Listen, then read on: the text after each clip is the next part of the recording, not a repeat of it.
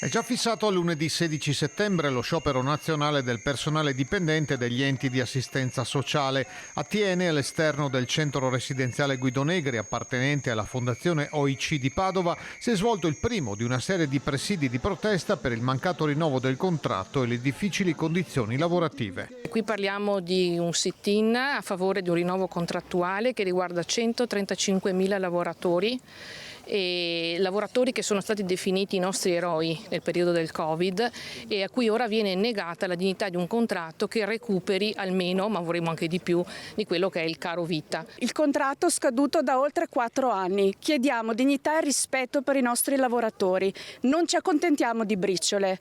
È ora di far rumore, farci sentire e ottenere quello che i lavoratori hanno diritto.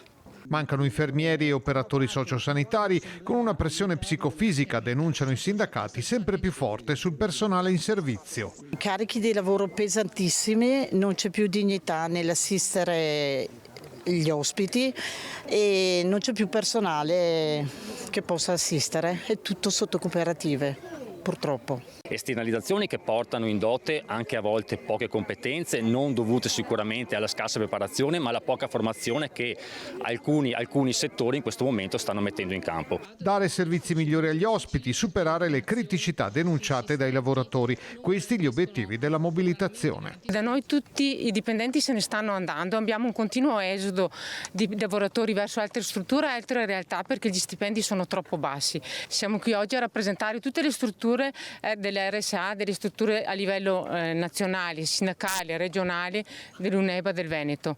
Adesso bisogna che ci pensino anche a noi.